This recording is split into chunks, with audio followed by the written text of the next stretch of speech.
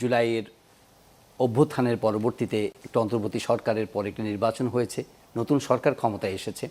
এই দীর্ঘ সময়ে আমরা স্বাধীনতার যে মূল চেতনা, স্বাধীনতার যে আকাঙ্ক্ষা, স্বাধীনতাকে ঘিরে আমাদের যে প্রত্যাশার বাংলাদেশ ছিল, সেটা নিয়ে নানা ধরনের অপূর্ণতা আছে, নানা ধরনের অপ্রাপ্তি আছে, এখনও অনেক বিভাজন আছে। সব কিছু মিলিয়ে আজকের এই স্বাধীনতা দিবসে আপনার প্রাথমিক অনুভূতি জানতে চাই। ধন্যবাদ। দেখেন, এটা উত্তর দিতে গেলে অনেক বড় অ্যান্সার।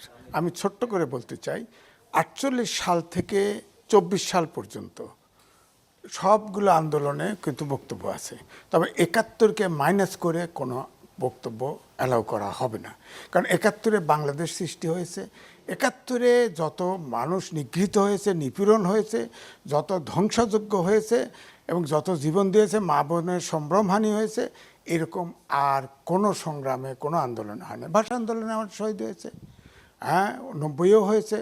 আপনার তার আগেও ধরেন 48-এও তো দ্বিজাতি তত্ত্বের দেশ ভাগ হয়েছে, সেটা ভিন্ন।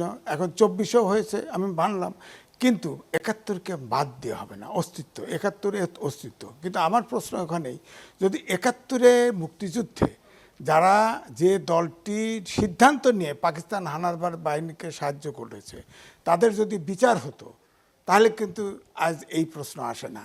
এখন তো বলা হয় যে 71-এ যারা 71-এর প্রজন্ম নষ্ট প্রজন্ম, এটাও বলা হয়েছে। খুব কষ্ট লাগে। আমরা তো মুক্তিযুদ্ধের সময় 1 মিনিট বেঁচে থাকবো এরকম চিন্তা কেউ করে নাই, কেউ করে নাই।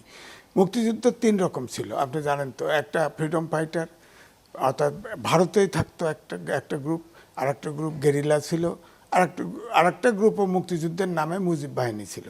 3টা। তো 3টের ভিতরে কিন্তু কিছু কিছু সূক্ষ্ম পার্থক্য ছিল। হ্যাঁ, পার্থক্য ছিল। ধরেন, আমি দেশ স্বাধীন হওয়ার পরে বাংলাদেশে আসছি, যখন ভারত স্বীকৃতি দেয়, যখন আপনার রেস করছে, মানে পাকিস্তানে আর্মি সারেন্ডার করে, সে দলিলও আমার কাছে, সারেন্ডারের অরিজিনাল দলিল আছে। সেখানে কিন্তু বলা আছে পরিষ্কার, লাস্টে পাড়াতে বলা আছে যে পাক হানাদার বাহিনীকে যারা এবং তাদের যারা কোম্পানি, যাদের অ্যাসোসিয়েট যারা সহযোগিতা করেছে এই মুক্তিযুদ্ধে, সবাইকে সারেন্ডার করা হলো।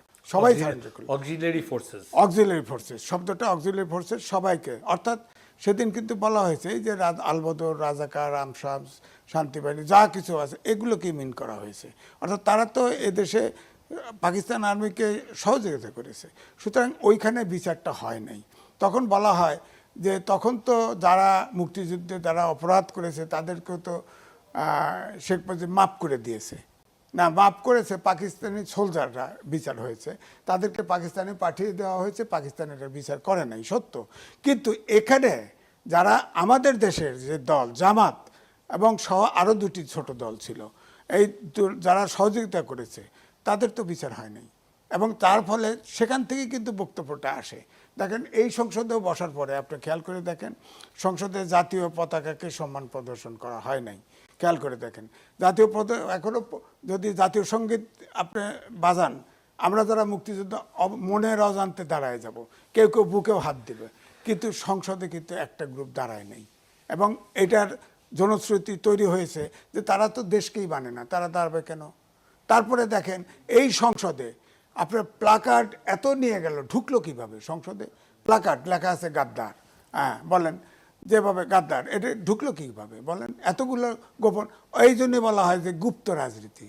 এই জন্য আমি বলি যে বিএনপির ভিতরে, আমি কিন্তু সব জায়গায় বলেছি যে বিএনপির ভিতরে আমাকে প্রশ্ন করা যায়, জামাত এত ভোট এই ইলেকশনে পেল কেন? কারণ জামাত পাইছে, সাধারণ আমাদের দেশে অনেক সাধারণ অক্ষরজ্ঞানহীন গ্রামের বধূ আছে, তাদেরকে তো দেখায় যে দাঁড়িপাল্লায় ভোট দিলে ব্যস্ত পাওয়া যাবে। তো শেষের দিকে তারা যে পরিমাণ টাকা পয়সা খরচ করেছে, যেভাবে আপনার ব্যস্ত আপনার টিকিট বিক্রি করেছে, যার ফলে মানুষ কিন্তু অনেক মানুষ কিন্তু স্ক্যার্ড হয়ে গেছে।